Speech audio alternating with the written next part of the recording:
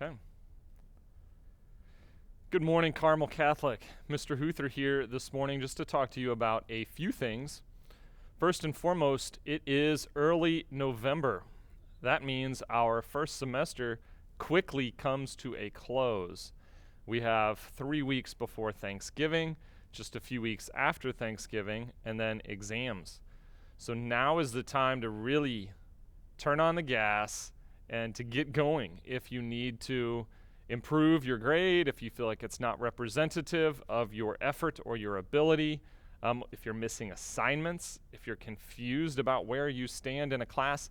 Now is time to take stock, to see where you're at, and to make any improvements, adjustments, or anything else needed to make sure that your grades are where they want to be. This semester has obviously been a unique one in many ways, but we're proud to have made it this far with our in-person instruction.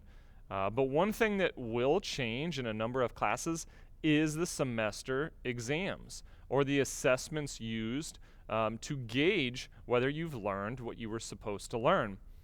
Traditionally, you take some kind of a summative test, maybe a Scantron or something like that, where you're all together and you're taking a big exam that will summate or end your semester.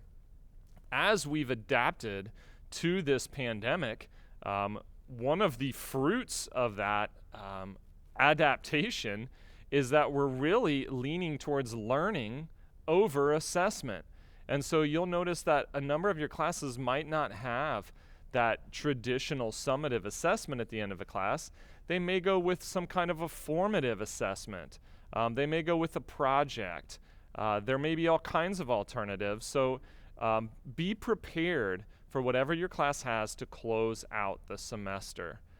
It is a great thing whenever we look at possibly moving away from traditional assessments, because I don't feel as though those are really representative of a student's ability or knowledge at a time.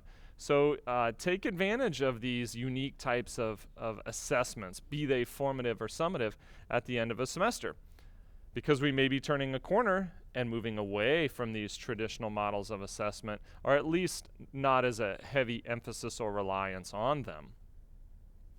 Second, be prepared for e-learning. We never know when it's going to happen. We could go all the way through Thanksgiving and Christmas and not have any interruption to our e-learning calendar, but be prepared. We could send an email out tomorrow saying, all right, guys, it's time for e-learning. We just don't know. So you gotta be prepared. And finally, today is November 3rd.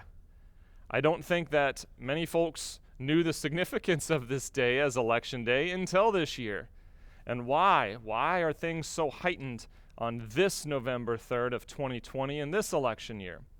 Well, if you want my opinion, it's because America is probably more divided now than it's been in a while. And that's not a good thing. Oftentimes, people try to get us to buy into a false dilemma. So you have to pick a side, either or. It's a logical fallacy to say that there's two options and you must subscribe to one. If you're on the one side, you're the enemy, and if you're on the other side, you're the enemy. It doesn't make any sense. We're all Americans. We're all united. We all have way more in common than we have in difference. So I hate to see all this division in our political realm right now, but you don't have to buy into it. I know that people are anxious whether candidate A or candidate B wins for presidency, or whether this law or that law passes on a state, local, or federal level. But know this: America has always gotten through tough times. The last one I remember, the last really tough time, where it was really tragic in scope, was 9/11. And every American came together, and every American did what they needed to do to make the country build up and to be better. After 2008, with the financial collapse, there was also a lot of people coming together and helping one another, helping their neighbors, their brothers and their sisters. So yes, this political year, this election, is divisive. I mean, it's even impacting me, the frequency, the volume of the division, the name calling, just the nastiness. It affects us all on some kind of a level. Some of us a deep level, some more of a shallow level. But know that that division, it doesn't have to be that way. You don't have to buy into that. If you're able to vote, vote for the candidate that you feel best represents you or the world that you want to live in.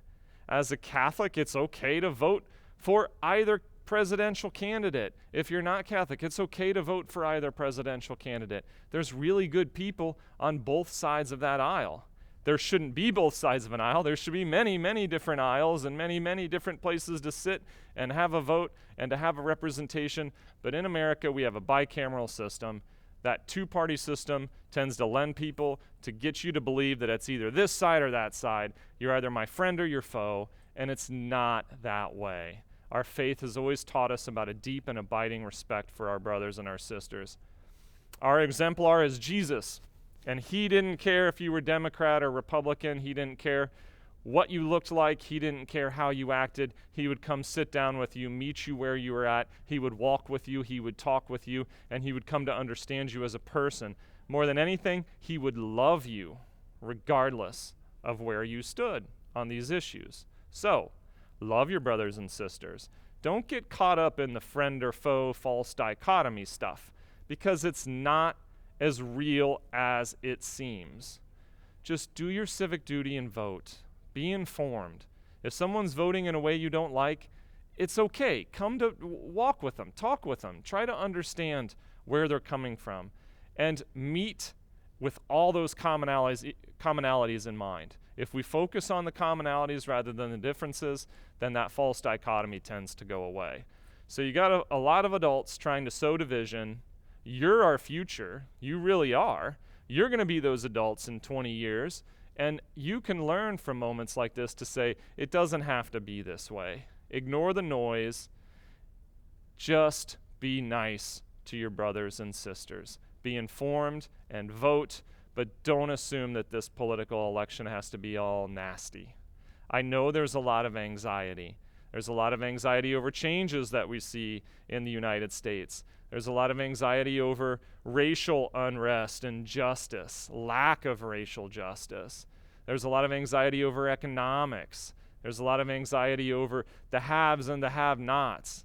There's a lot of anxiety over jobs and COVID and all kinds of things. But the world often will give us stuff to deal with. It'll give us tragedy.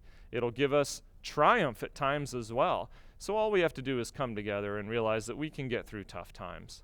So I know some of you are anxious, but in my heart of hearts, I really think it'll be okay.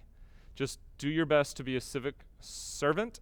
If you can, vote and be nice to one another. If you're full of anxiety, if you're just a ball of stress right now, just do whatever you can to let that go, to release that stress, that anxiety. Whether it's exercise, whether it's reading a good book, whether it's hanging out with friends, whether it's praying, no matter your escape, no matter your relief, just try to focus on yourself. Don't be anxious over this stuff because it will get better. That's all I've got for you this morning, Carmel. Have a great day.